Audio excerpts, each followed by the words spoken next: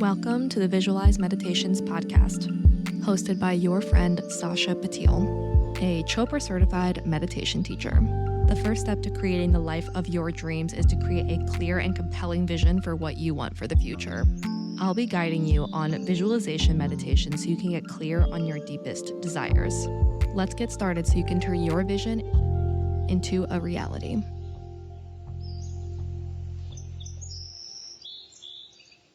Hi, hello, what's up? Welcome back to another episode of the Visualize Meditations podcast.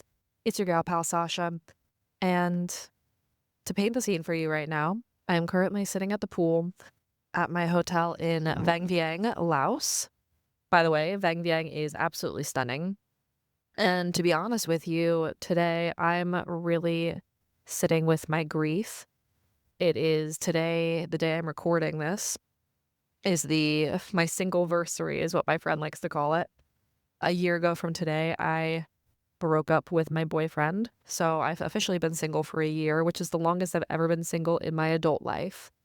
And I thought today was going to be a celebration, but actually I'm sitting in some really intense grief and some really, really intense emotional processing about all of these lessons and triggers and everything I went through in my relationship. And honestly, it goes a lot deeper than that. It's like an onion where I'll think about everything that I went through in my relationship and what upset me. But then it goes deeper about, oh, well, that is really just coming from childhood and my relationships with my family. And obviously everything comes to fucking childhood, right? What doesn't? But it's sitting with a lot of grief today around all of that. These are the 10 lessons I've learned about relationships, and sometimes they apply to life since being single. And let's get into it.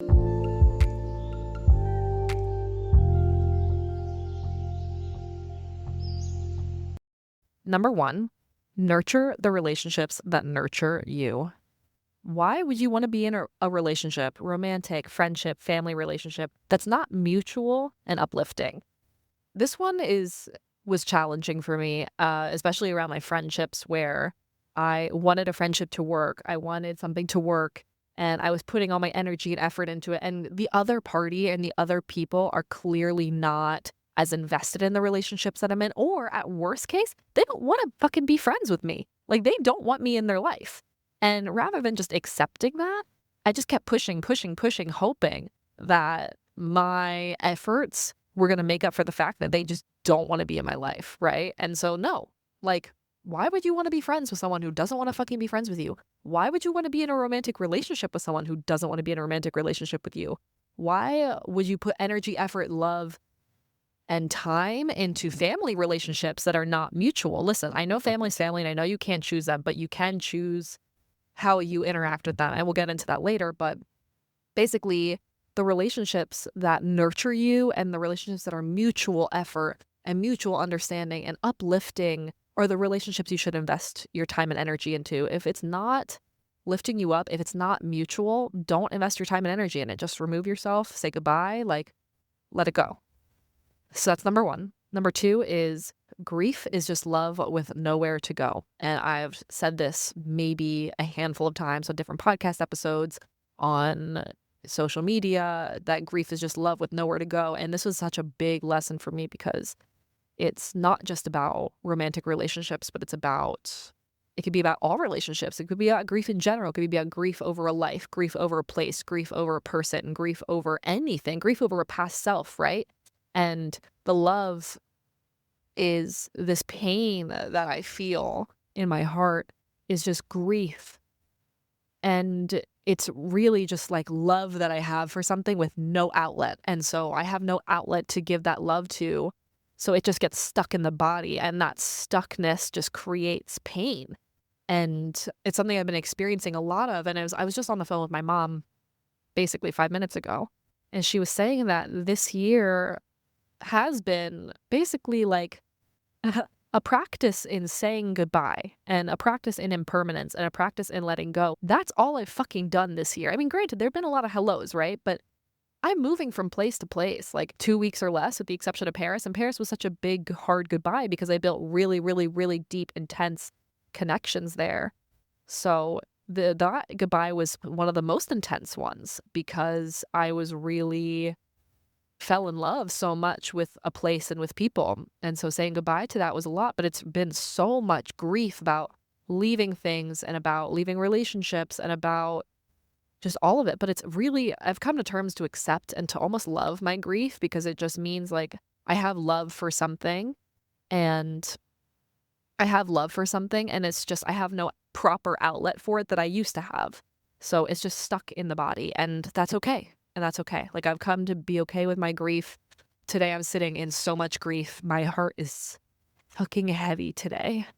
My heart is fucking heavy today. I'm sitting in a lot of grief over my relationship. I'm sitting in a lot of grief over a lot of situations right now.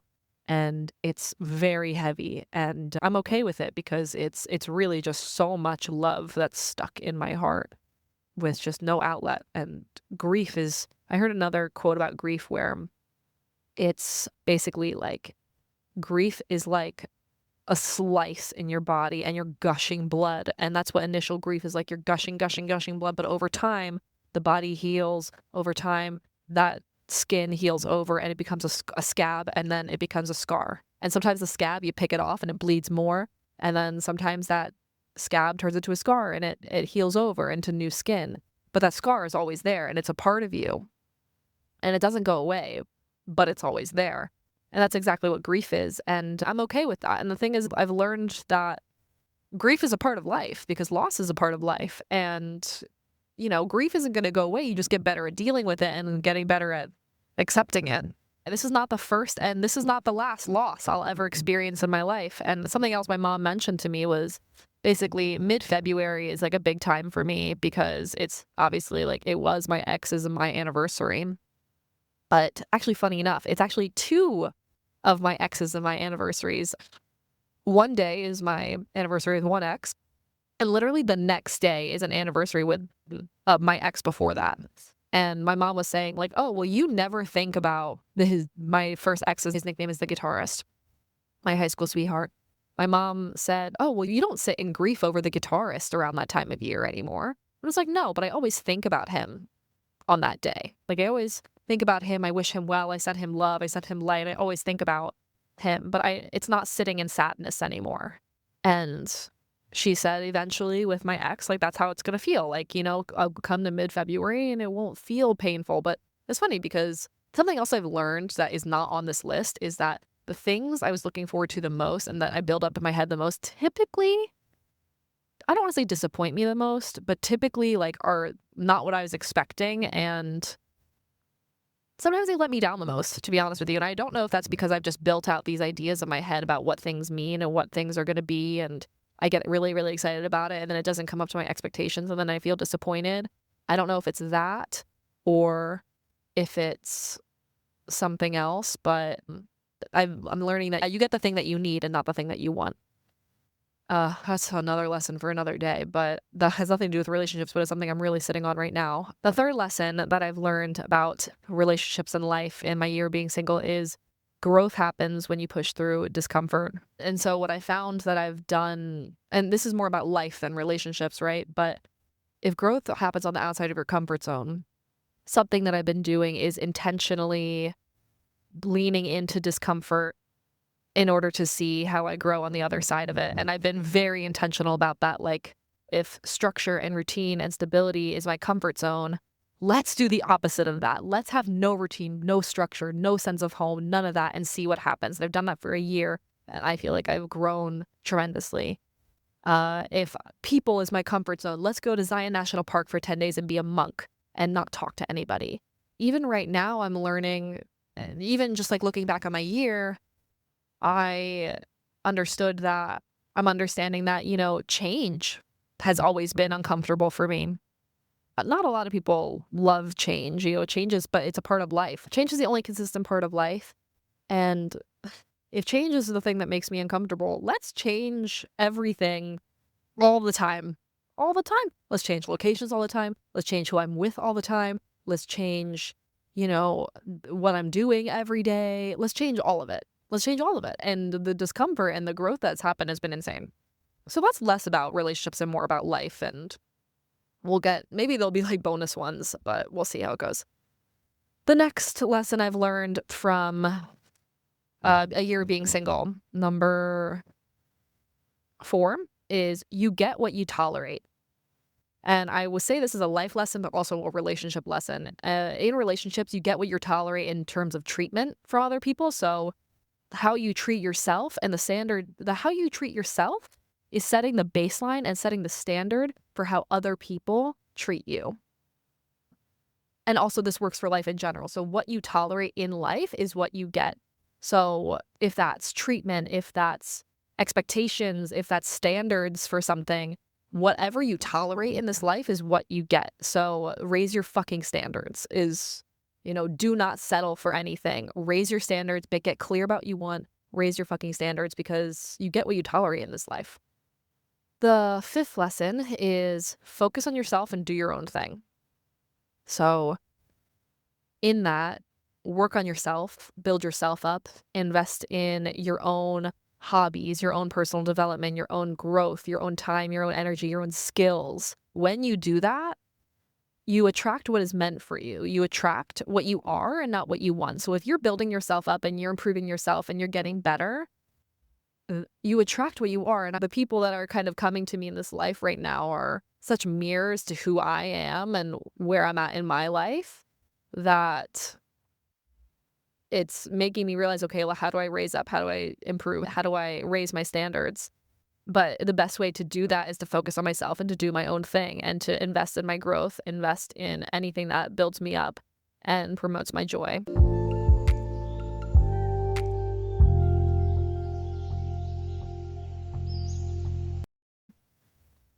So the next lesson I've learned from being single for a year is the only thing you can control is your actions and your reactions. And that's it.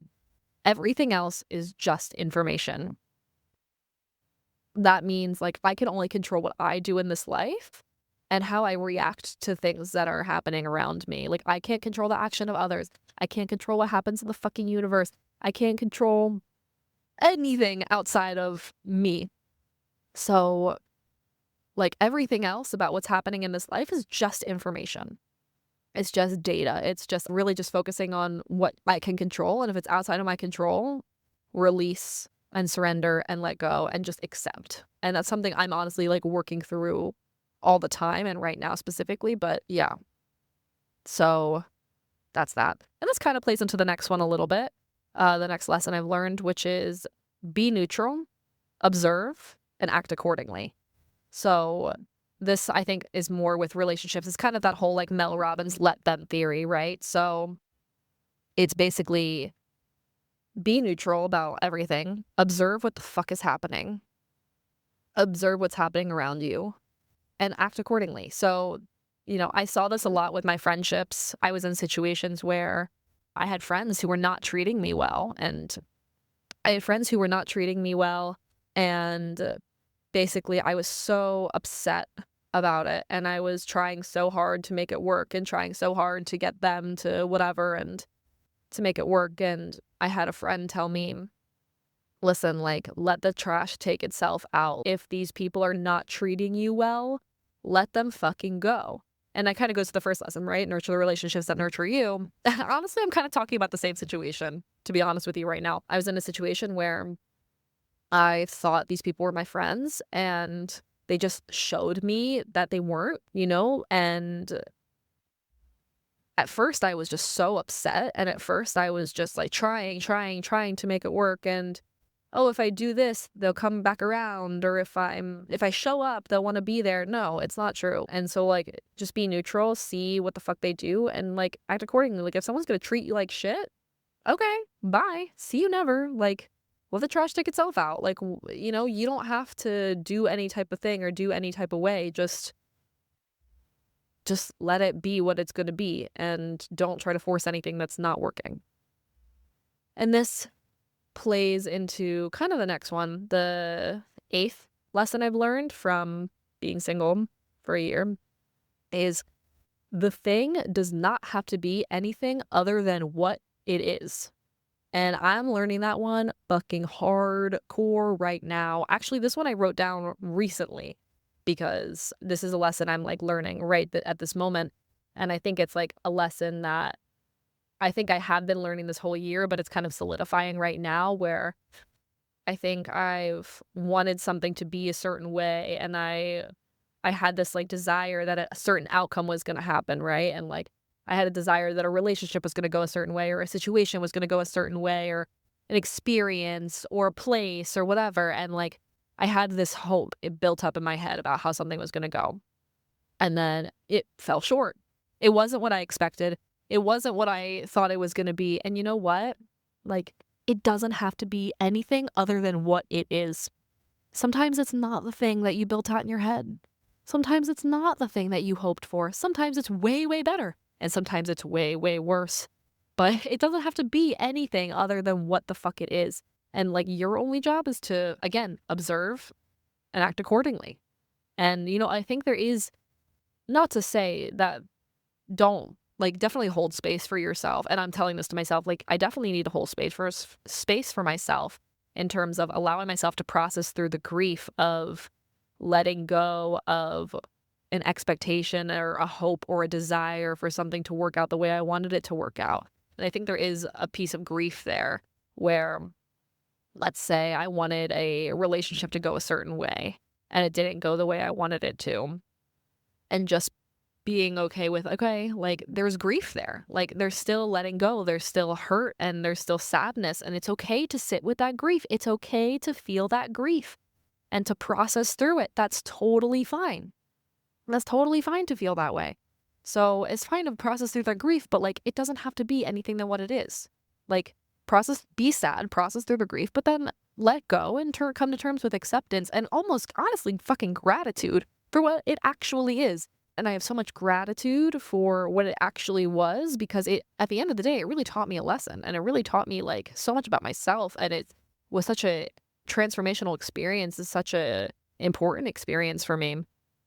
And even right now, even though this situation right now is not turning out how I thought it was going to turn out, I feel so grateful for the flashlight and the light it's shining on what the fuck I need to process through and what the fuck I need to heal through right now.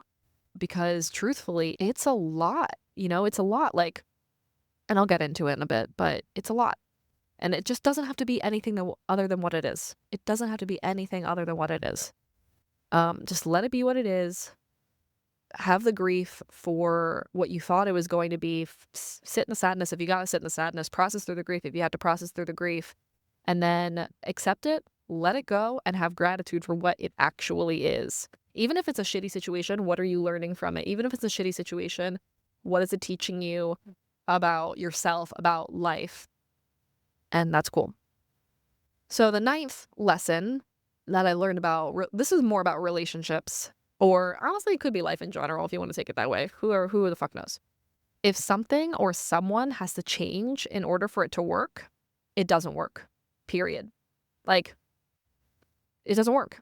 So it's like trying to fit a fucking square peg into a round hole. Sometimes it just doesn't work. And that's okay. I feel like they're all kind of coming down to the whole thing of like acceptance, gratitude, being like, you know what? This thing isn't working and it doesn't have to work. This thing is what it is, and it doesn't have to be the thing that I thought it was going to be in my head. So trying to get someone to change is like drinking the poison and expecting the other person to die. And expecting someone to change their values, expecting someone to act differently, to react to you differently, to hold space for you in a different way. Like expecting anything different from anyone else is literally drinking the poison and expecting the other person to die. And this goes back to an earlier lesson where it's like the only thing you have control over is your actions and your reactions. So they all kind of tie together. You know what I mean? And then making something different in your head in order for it to make sense means it doesn't make sense. This is not this is in a different lesson. It's the same lesson. But like for me, I sometimes will be like, oh, if this was different, or if that was different, or if I change this, or if I change that, or if this happens, or this happens, or if this changes, whatever, then the thing will be different and the thing will be better and it'll be the way I wanted it to be. No. Or if I have to play these games in my mind about like, oh, if I could change this or change that or whatever, things will turn out differently and be the way that I wanted it to be. It just doesn't fucking work. It just doesn't fucking work. Okay? Like, for you to have to change everything for something to make sense just means it doesn't make sense. And this came up through a lot in my past relationships. It comes through a lot with what I'm going through right now. Like, it's just crazy.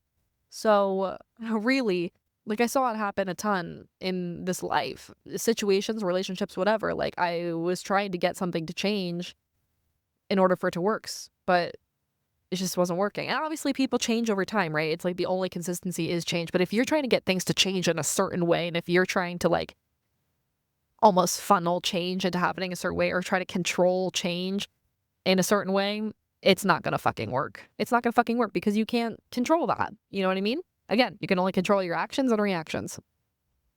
And my 10th lesson that I've learned from a year of being single is the most important relationship is the one you have with yourself.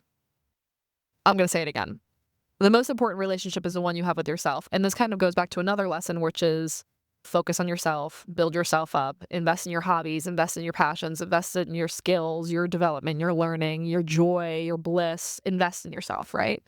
Because at the end of the day, like, people come and go, situations change, locations change, people change, everything changes, everything changes. And the one thing that does not change is the fact that you have to live in your own goddamn body and you have to live in your own goddamn mind.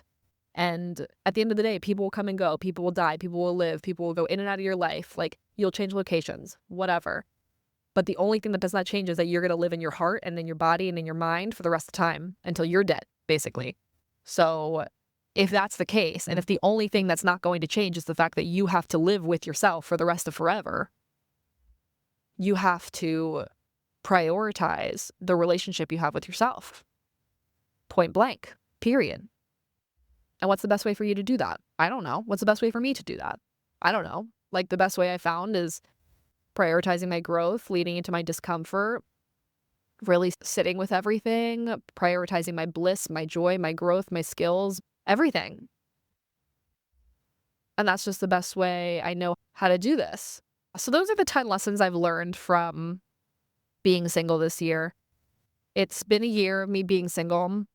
How do I feel? To be honest with you, my heart feels very, very heavy today. My heart has been feeling pretty heavy the last couple of days. I've been going through a lot emotionally and processing through a lot emotionally. And it's been very challenging, not only because I'm processing through it emotionally, but also because I'm in a situation right now where I don't really feel like I'm in a safe emotional space to do that. So it's kind of made it a little bit more challenging to go through everything I'm going through right now. But it's a lot of grief today. It's a lot of grief about my relationship. It's a lot of grief about other aspects of my being. I feel sad. And I think it's okay to sit in my grief and in my sadness. And that's totally fine.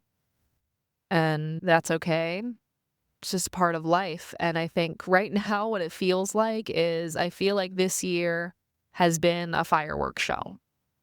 I feel like it has been exciting and explosive and incredible, and all the lessons have been like little fireworks going off, in different places, different locations. I've just been learning a ton, growing a ton.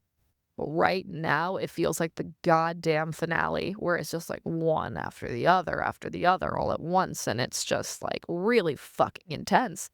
And it feels like this is just like the grand finale of all of the lessons that I've been learning this year. It's just like all happening once, and I'm sitting, my heart is so heavy, and I'm sitting in so much grief right now, and so much change and acceptance and lessons right now. And it's difficult. It is really fucking difficult. And that's okay. That's okay. That's like a part of what this year is, right? That's the whole point of this year, is to prioritize my growth, and that happens through discomfort, that happens through pain. Like, you can't have growth without pain. Like, you grow through what you go through, and I'm going through a lot, and it's tremendous and really, really intense. As far as thinking about a year being single and a year of not being with my ex anymore. All I got to say about that is I'm so grateful for this year because, first of all, I've never been alone this long. I've truly learned so much about myself and about life through these experiences. And I've lived the most incredible life this year. Like, I have soaked my life to the fullest. I have taken advantage of every single day, every single hour I have soaked. I have, like, grabbed life and squeezed it like a motherfucking lemon to make lemonade. I've gotten every little piece of juice out of this year. And it's not even over yet. I still have about 10 more days left of the Asia leg. And then I have the end of the year. I'm spending some time at Tony Robbins to tie all of this up in a nice, pretty little bow. And then I have some time with my family to really round out the year. And I'm looking at my next chapter for early 2026, and I'm feeling really excited about slowing down a little bit. But I'm so, so grateful for this year. I'm so, so grateful for my challenges that have taught me so much. I'm so grateful for the opportunity to see the world and to meet new people and to experience the most blissful, transformational experiences, to have as much. I've been so grateful to have as much fucking fun as possible. I've had so much fun this year, like almost an illegal amount of fun.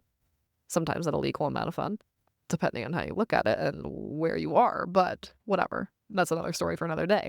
I'm so grateful for all of it, even the pain. To my ex, if you're listening, hey, I am sitting and I'm thinking about you today. I've been thinking about you I don't think there's a day that's gone by that I haven't thought about you, honestly, but I'm especially thinking about you today, and I hope you're doing okay. No, I don't hope you're doing okay. I hope you are so fucking happy. I hope you're also prioritizing your growth, and I hope you're also prioritizing your happiness and your joy and your bliss and your personal growth, your whatever kind of growth you're experiencing. I hope you're really also sucking the most out of life right now and also getting the most out of life right now. And love you and miss you. And that's okay. That's totally okay. But today I think I really need to sit in this heavy, heavy grief and allow myself to feel it completely rather than run away from it. And that's kind of where I'm at right now. Thank you for listening. I hope these lessons resonated with you like they've resonated with me. These are just more around relationships, but I feel like there's been so many life lessons that I've kind of learned. Honestly, I feel like I could do an episode of like fucking 100 like life lessons. Maybe I'll do that at the end of the year, but these were more around relationships than I think one of them was more about life, like the whole seek discomfort thing, but the rest of them were kind of around relationships. But maybe I'll do a year roundup at the very, very end, kind of going through so many big lessons that I've learned this year. Maybe I'll do like 100 of them or something. I'll do something fucking crazy. I don't know, guys. I don't know. Anyway, I need to go hit a workout and move my body and like move through all this grief. I love you guys so much. Thank you for listening. Thank you for supporting me through this year. This has been an incredible outlet for me to process through what I've been going through. And I hope that these lessons have helped you too. And I hope it's been fucking entertaining to listen to and to watch. And we'll catch you guys next week on the Visualize Meditations podcast. I hope you enjoyed this episode of the Visualize Meditations podcast. Please follow, subscribe, leave a review, all of the good things. If you want to connect more, you can find me on TikTok and Instagram at Visualize Meditations. So what are you waiting for? Get out there, create the life of your dreams, and we will see you next week.